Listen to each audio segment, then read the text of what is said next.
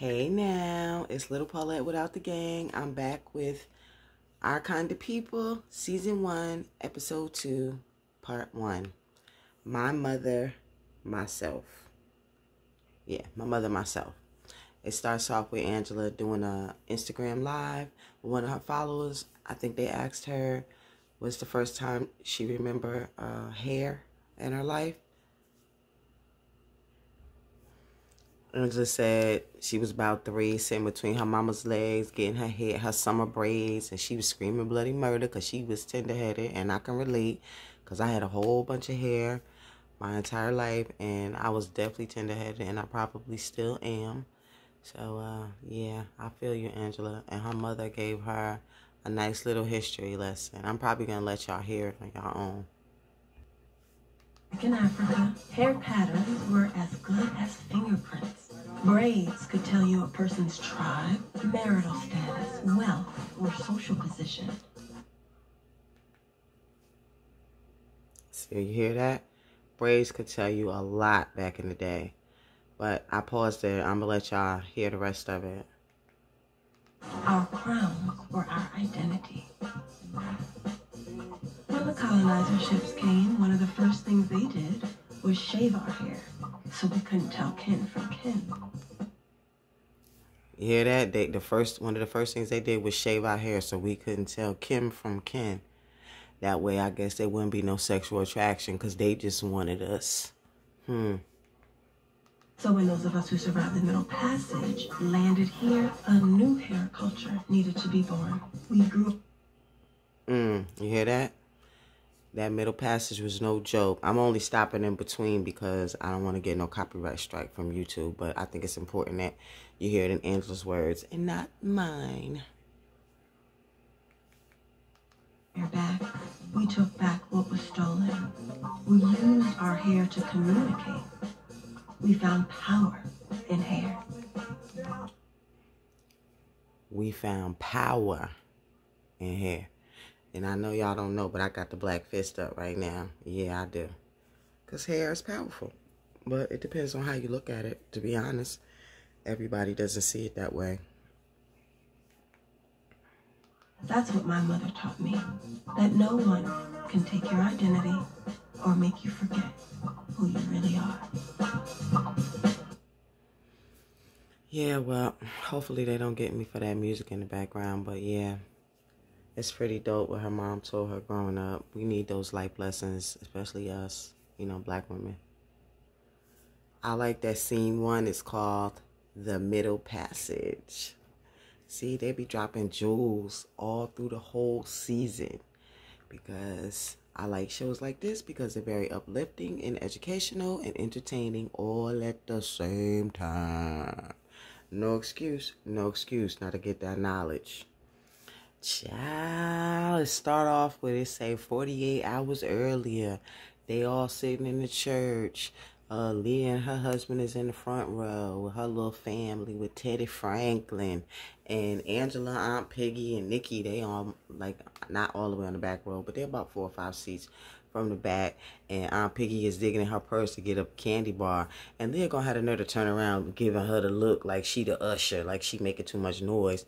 And then the bitch-in-law, Olivia, she turned around too. Piggy took that candy bar out and bit that bitch like right in front of them, like, what? And she's still giving them the stank eye, like, I wish I would come over here.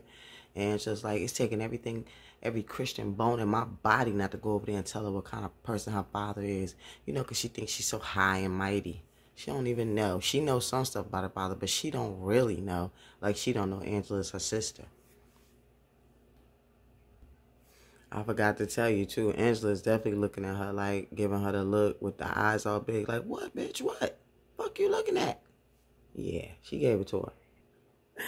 Angela and Piggy are just aiming and jumping up and down every time the pastor says something about taking shit that belong to you and how you might have to take it by force, because if not, they might not give it to you, and they jumping up, amen, yes, throwing their hands up, all of that, and Leah turning around, giving them the little stink eye. ugh, like in this church, we're quiet. We don't make those noises like the rest of the black people.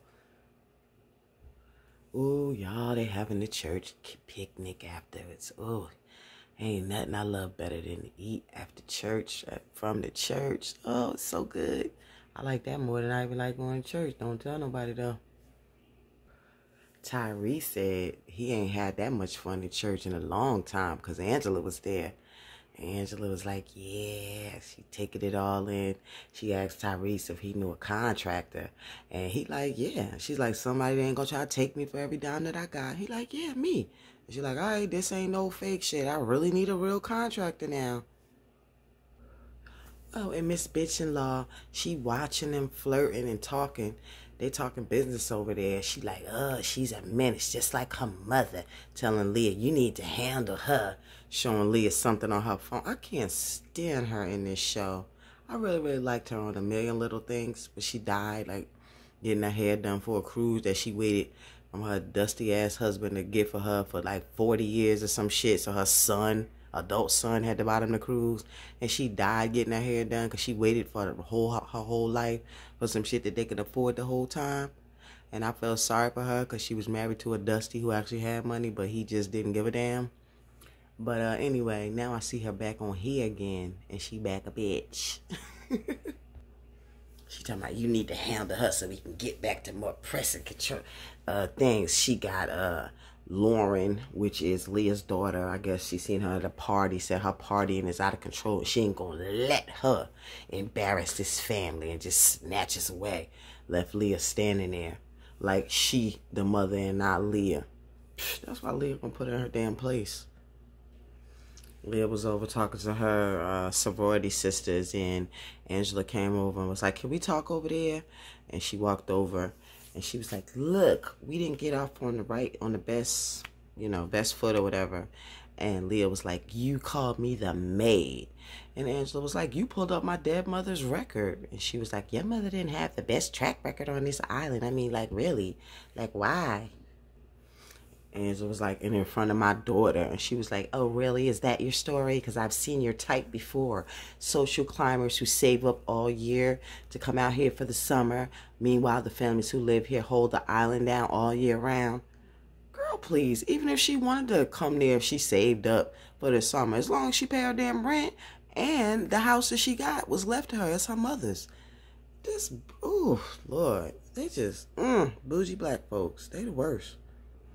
Leah had the nerve to say they was black excellence, not Angela and them. And Angela bust out laughing. And she said, Leah was like, we on the front lines of this country every day. Angela bust out laughing like, girl, please. We both know who's on the front lines of this country every day. And they look a lot more like me and my mama than y'all. Leah didn't really have too much to say after that. She stormed away. Leah finally admitted to her husband Raymond that her father didn't step down, that she kind of forced him down. And she said he was even doing some things that she's ashamed to tell him about. She like, you're not going to say anything? And he like, it's your father. I'm not surprised. What are you supposed to say? But that's something for y'all to learn about later. So basically, Teddy Franklin, Leah's father, bailed out his son-in-law's company, but kept it.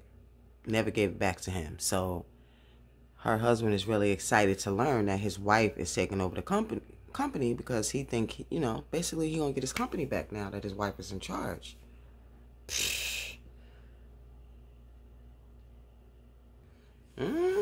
Angela came in the room with the mail. She was like, that damn Leah really thinks she better than me.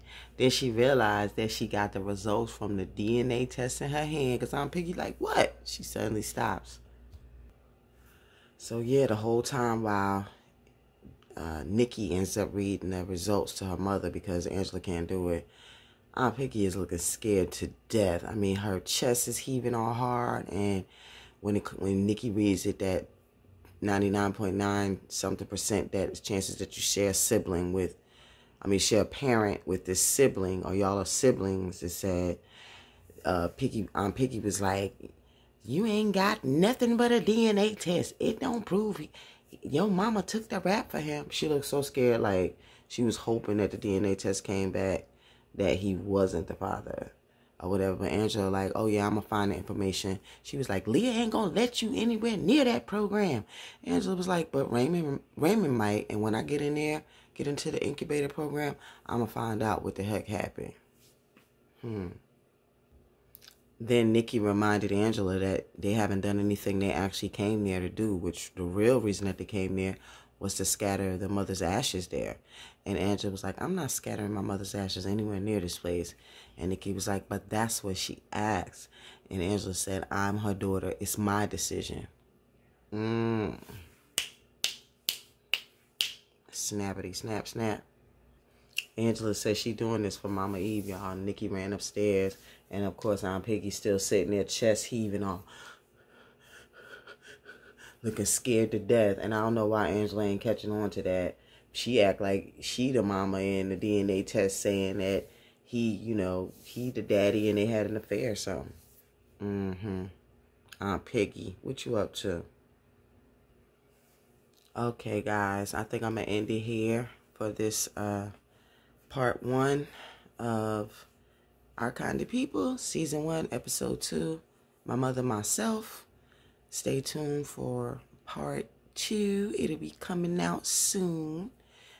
Don't forget to like, comment, and subscribe. And I keep forgetting to say that in the beginning or in the middle.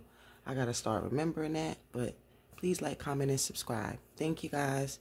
Have a great night.